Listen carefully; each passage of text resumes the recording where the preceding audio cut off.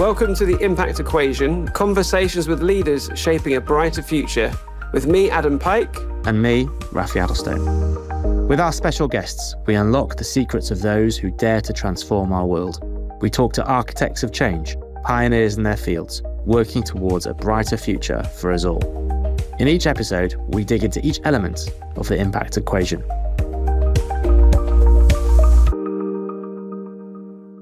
Today's guest is Stephen Critchlow, founder of Evergreen Life, recently crowned as the UK's fastest growing software firm in the Sunday Times Tech 100. Evergreen isn't Stephen's first rodeo. A pioneering entrepreneur, Stephen started out as a clinical pharmacist, and his passion for health drove him to establish Ascribe, a company that revolutionised health IT in 75% of UK hospitals, later selling to EMIS Group. With Evergreen Life, he's revolutionising patient empowerment by giving users control over their medical records, while also pioneering digital tools for wellness using AI and machine learning. An advocate for preventative health, Stephen's work is directly shaping the future of the NHS.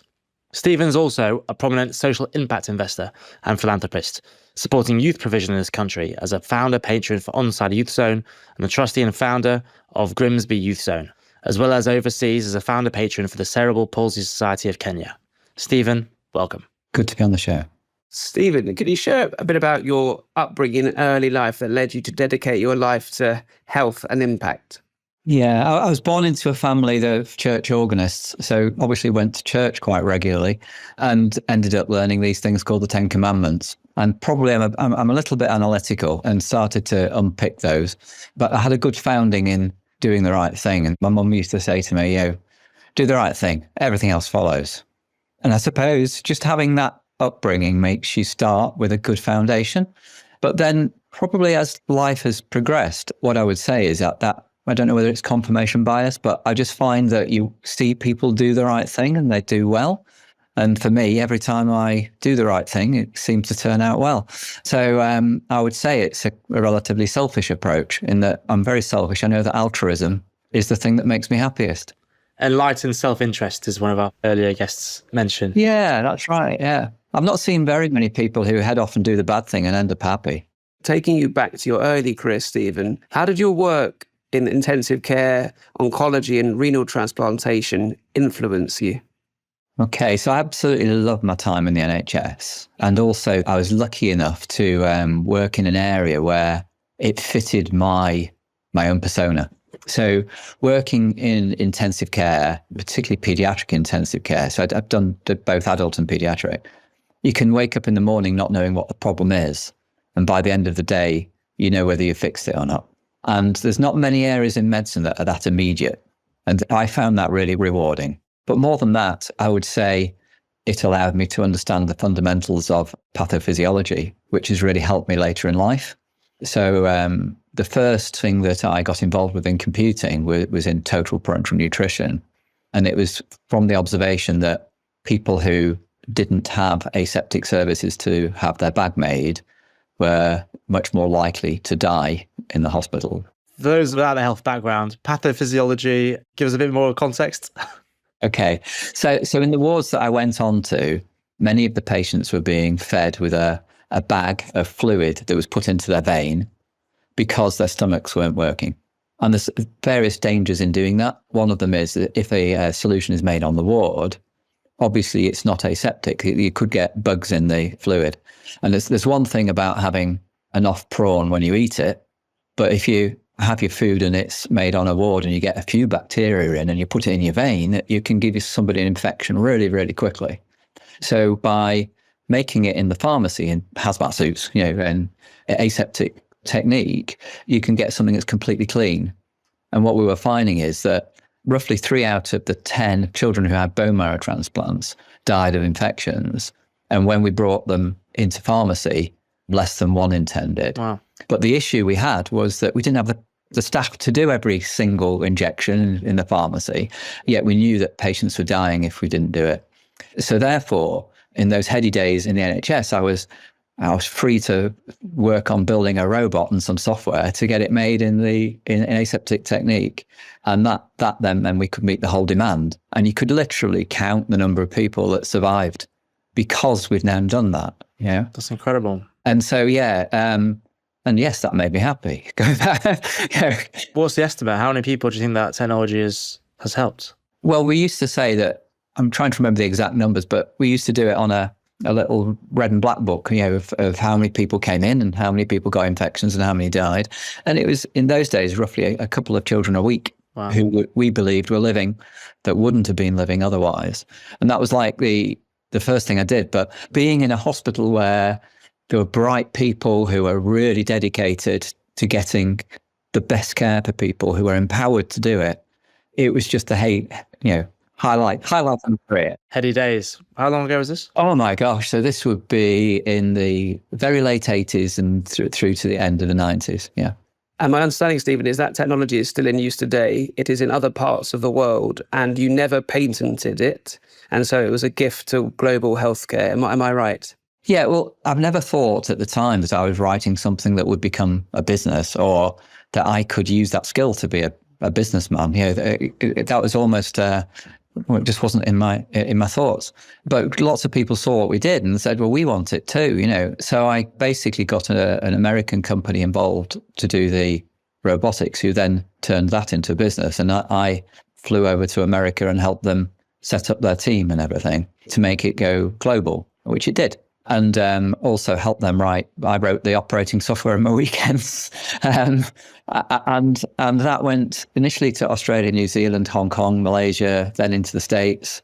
And the software itself today, I think, is still used in most hospitals in the country. Can we just go back a step, Stephen? So you talked at the beginning about, wanting to do the right thing. Where did the learning how to code fit in between your childhood as a choir boy and then into this sort of health career, this coding bits? Yeah, where did that come in? So if you're in a pharmacy waiting to dispense prescriptions as a junior, there's very boring times in between each prescription. So in those days, we'd just changed to BBC computers, and the manual was usually in the pharmacy in a drawer. So I just get the manual out and read it and go, how could I use this for something useful? So I started off just doing very simple programs for technicians. With the drive then, it sounds funny now, but we couldn't train all the patients we had that were coming to clinics on inhaler technique and various different things. So I just did a deal with the pharmacy technicians that if I could write something that helped them with their stock lists, would they actually train the patients? And so I did, and they did. And again, it was another one where the technicians loved it because they were now talking to patients. They were helping them. They were coming back. Patients were coming back saying, thanks, I've been better since you told me how to use my inhaler. So that's where it all started. It was just very, very slow. And I then did a PhD where I needed to write software because I was doing complex statistics. So it's always out of a need. I was never the kind of person who played computer games at home or who had my own computer to... it was just purely, I think if I used a computer to do this, it would do it. And so therefore I would just learn how to do it and do it. And I still do that today. Amazing. Stephen, you talked about the experience of going to America and helping another business build a business. But at some point you decided to leave the NHS and to set up Ascribe, which you then exited, which I think was your first successful exit. Can you tell us a little bit about the choice to leave, what you set up? When the hospitals down the road wanted the software, I would ask maybe a student I was teaching from the uni who just qualified and hadn't got a job. I said, why don't you help implement this system? And eventually got 6 people like that who I was literally taking the money from the hospital that wanted it and giving it straight to them. It wasn't a business. It was just making sure it happened. And so we had 6 of those who'd then become dependent on the income from doing that. So I think you might call them employees. And this is in about 97. And one of those things happens in the NHS. There was a reorganisation and, I didn't get the job I really wanted. I still had a job, as you always do, but suddenly I wasn't doing what I wanted to do. And also, so many of my colleagues were saying, could we have the system? I just thought, why don't I just leave and make it a proper business? And that's when I went to my Sunday school teacher, who I knew was a businessman, and said, how do you set up a business? And so, interestingly, he said we were Times #1 for fastest growing tech business in the country last week. In 2002, we were the 47th fastest growing company, because in 97, when I left, we had the year 2000 coming. I hadn't spotted that. It wasn't planning. And therefore everybody had to change their systems, and we were the latest system to choose. So most of them chose us, and we grew enormously. By year 2000, we were already doing 40% of the country. Wow. And by the time you sold, Stephen, what was the level of penetration for Ascribe? So that was only the pharmacy system in 2000. We then took on some venture capital money to become an EPR. So providing all the systems that are needed in a hospital, all the departmental. What's an EPR? Electronic patient record. So it's the system that your hospital would use to make sure that the whole hospital runs, in effect. Yeah. So it's the core clinical system and administrative system in a hospital. And the method by which we decided to do it was by integrating best of breeds rather than a single solution. I therefore went out and acquired somebody who's in the top 3 of each of the best of breeds, and then integrated them with web technology in the year 2002. And in 2004, we floated. Help me understand how what you were doing plugs into the mess that is health IT, right? So all we hear about even today is that information sharing is so bad between doctors to hospitals and with patients. Why is that such a problem overall? Why is it such a mess and hard to unpack? And what piece of the jigsaw are you trying to fix? Well, I have to say, I'll start off by saying now, it's not to do with technology. If you get the culture right, technology can deliver. If the culture isn't right, it'll never deliver. And that's particularly incentives and related to that culture. So what is the incentive for a hospital after they've treated you to make sure you've got the record to take to the next place you go to? And that could be a department within a hospital, because as we started doing an EPR, many of our normal district general hospitals would have 200 different suppliers of their software, none of which talk to each other.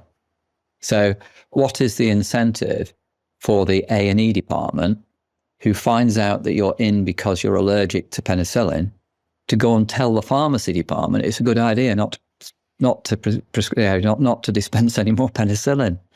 And the answer is zero. Because most of us don't think, people will be passionately caring about the person who's suffering from a penicillin allergy. But most of us subconsciously, in terms of culture, aren't interested in the future bit of, well, what happens if they come back in again? Yeah. So I would say the thing that gets in the way of it is incentives and culture. And we've made that worse as the NHS has been reorganised. So in the days I practiced, we were all in one place where most services were provided from the same place. And the thing that meant everything became integrated and available was because we had a sick person in front of us. Well, if you've got a sick person, it means that if you haven't got a result, you walk to the lab and you say, what is the result? So the culture kind of doesn't even need technology to get the answer. But once you start doing what we're doing now, which is having hospitals with single specialisms and a different specialisms down the road, and actually that specialism gets broke down into three stages. One of those is outsourced and 2 of them are insourced. And before you know where you are, who's actually taking care to make sure that the next person knows what they need? That's the reason why we haven't got an integrated system. You could argue it's also the way we procure systems and the way that IT, everybody's got a part to play to ending up with a situation where we haven't got a single record. IT, suppliers, what's the incentive to them to create that record? Well, only if somebody purchases it. Well, I can tell you there's no money. Nobody wants to buy it. Everybody wants to do interoperability after the data isn't actually stored in a way that you can connect it. Stephen, you mentioned of Evergreen Life, the follow-on business to Ascribe, and you mentioned that business too was crowned, actually this time it was crowned the fastest growing software firm, whereas Ascribe reached the heady heights of number 47 you mentioned before floating. Yeah. Yeah. It had 550% growth in 2024, if I'm not mistaken. It was just amazing. Taking a step back, could you share with us what's been at the heart of that success that other entrepreneurs can learn from? Having had Ascribe, rationalised we were trying to help people who are doing the wrong thing do it better. So having a pot of cash, what could I do to mean that we could change to doing the right thing? So who has the incentive to have a complete record with unbiased information about their health? It's the patient. So therefore, why don't we let the patient own the health record?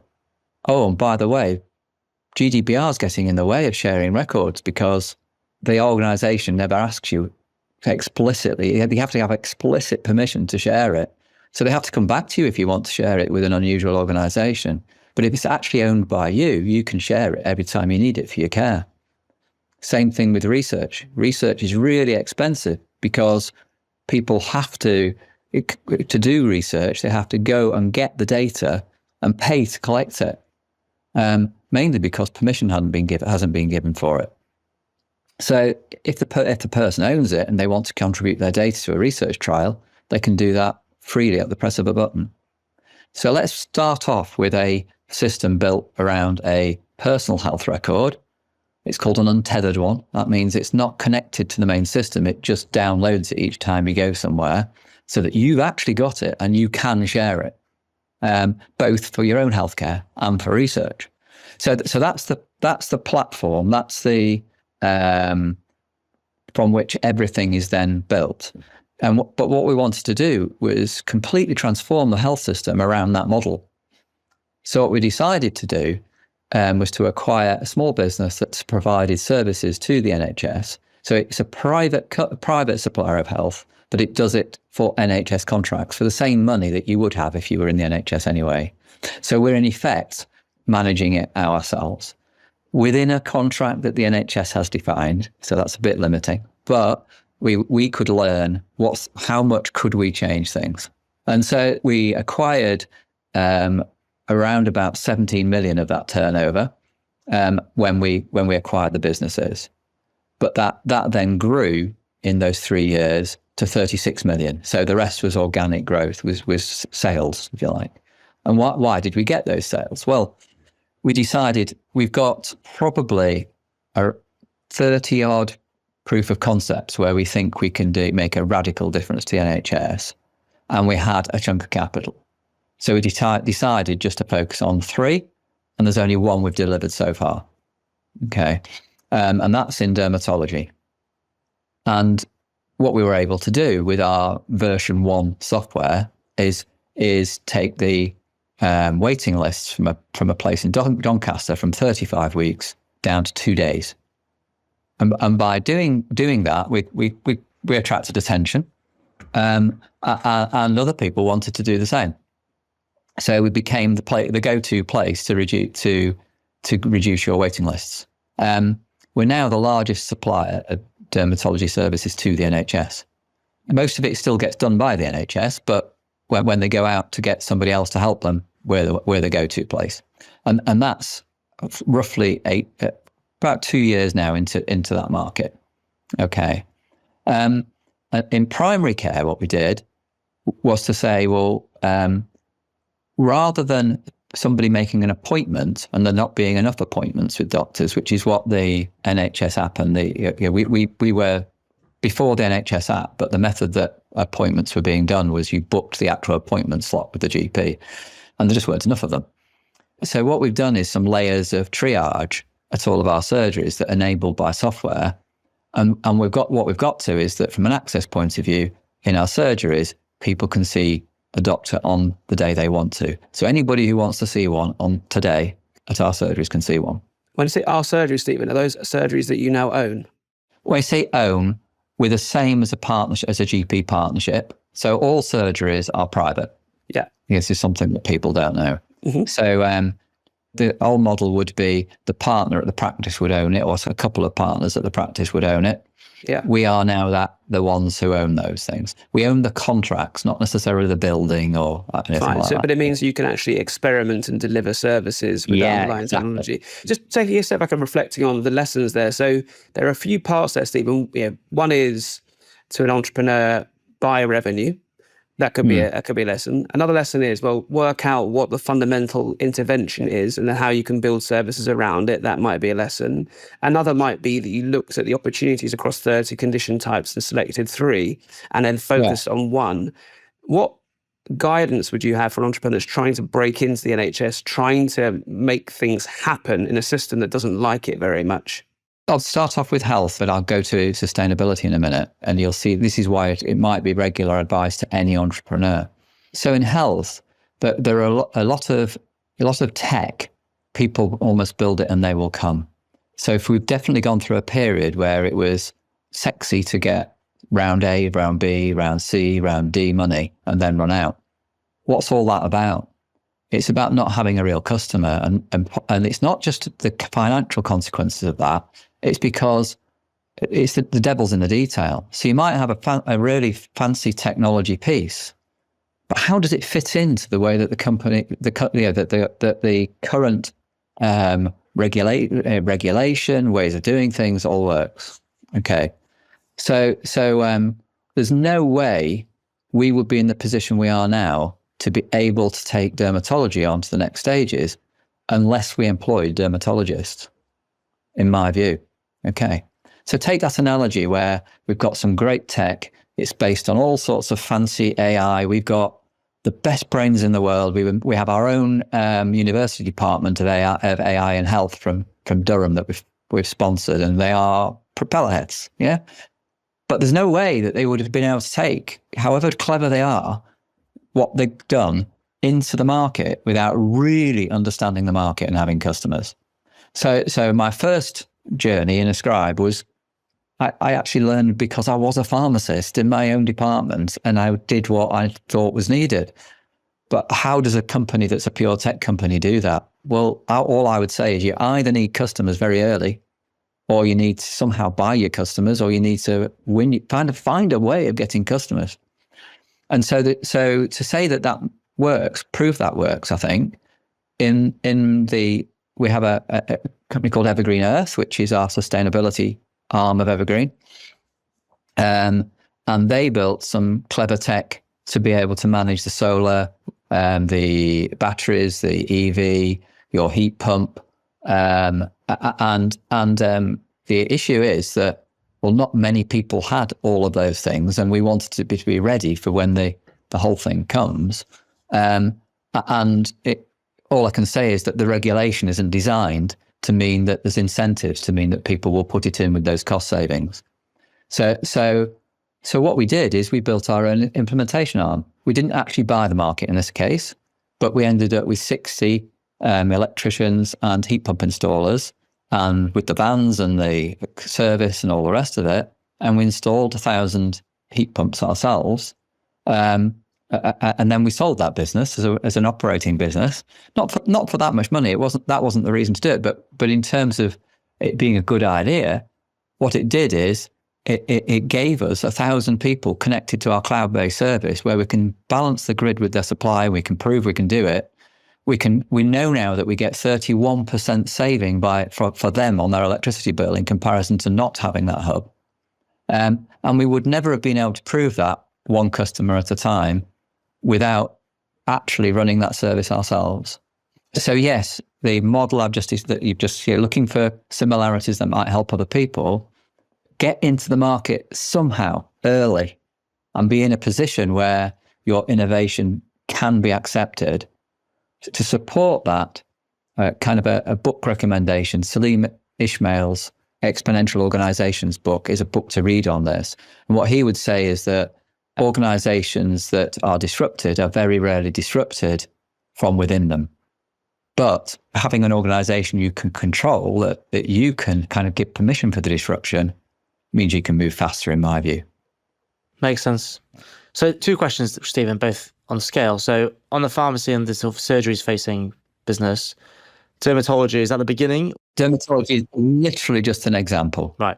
It's just one. So we have a platform that can improve the whole of health. That's from prevention, care, and research. All of it can be improved by having records that are owned by people And why can it be improved? Part of it is the data can be shared easily. Yeah. The other one is that the completeness of the data is far greater. So we not only have the medical records, we also have longitudinal data about people's diet and lifestyle because of the questionnaires we've asked them over the last 8 years. And many of them have also done a DNA test that we can add to that data. So we have more than 1 million data points at the point a person is about to be treated.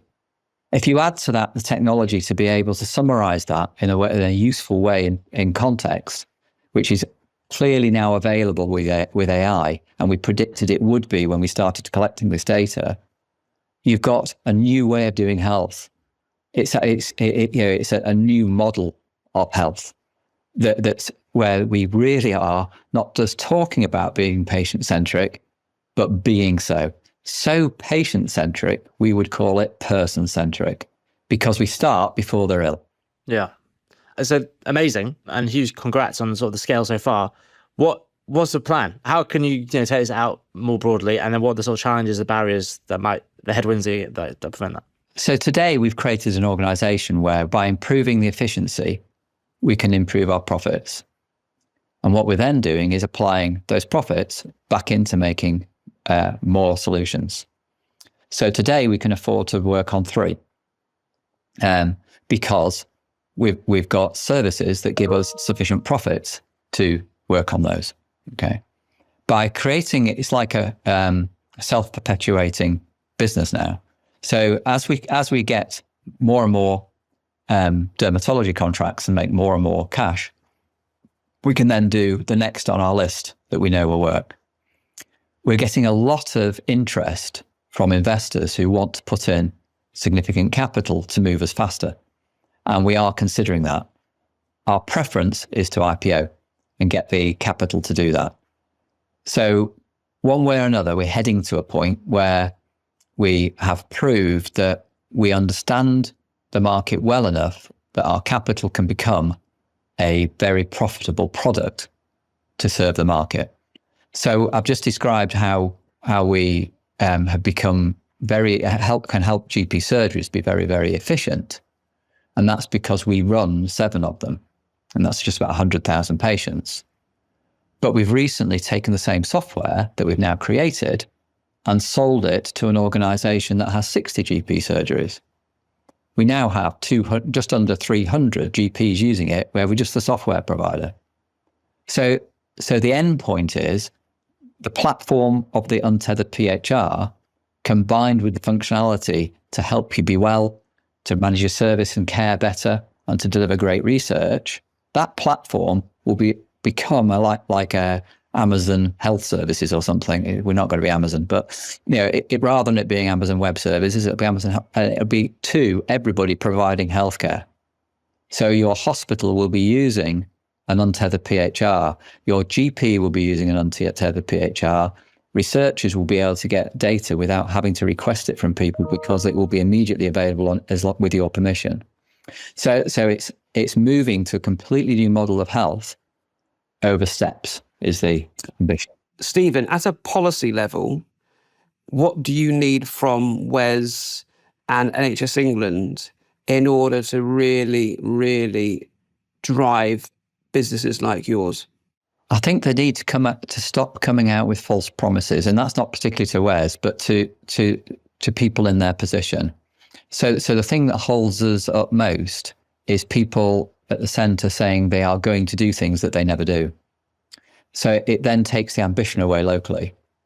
I'm absolutely sure that the people who can innovate best are the ones who can see the patient suffering if they don't. The ones who can get into a car at the end of the day or turn their teams off and go to a cup of coffee, I'm not sure they are going to be the ones who drive the change. So they need to make it much more local empowerment, and stop coming out with, we're going to do this amazing thing centrally. That means that people never get the budget locally to do it and think that they won't even try. So I would just say to change the way that they approach things. To your point about building services, what's your hopes and ambitions for the Evergreen Earth moving forward? So they sold their business that did the services. So once it's been finished, it was sold. And they're now providing only software to that market.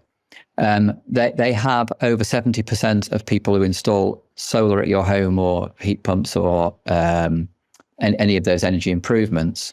We are the provider of the quality management system for those companies. And that does two things. It helps them with the regulation so that you do get your grants, but it also helps them provide an efficient system so that they can be profitable in the market. Because what we want to do is take the friction out of and the cost out of sustainable initiatives. It also helps the user, once they've done it, to achieve a 31% lower electricity bill than people who don't do it. So you're not involved in that anymore at all? You sort of sold it and... No, sold the services part of it. Oh, I see. So we sold the installation business. Okay. So as you're growing the software business, who are you aiming at? Who are your sort of target customers? How do you hope to reach greater scale? Yeah, so we have over 4,000 companies that install heat pumps and solar and batteries and EV chargers. Those kind of companies, 4,000 of them use our quality management system. Okay. And we're then growing our base of people who implement the controller called Homely. And that controller makes sure that, for example, if the sun's shining, that's the electricity you use.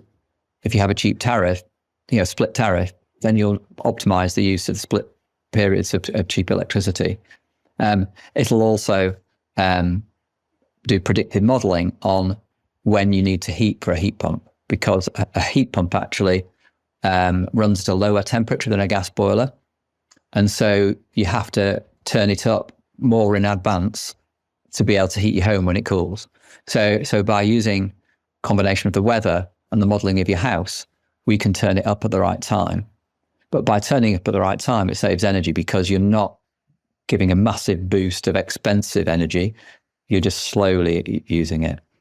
And combine that with putting it all together in the cloud, we're able to have a customer base that helps the national grid.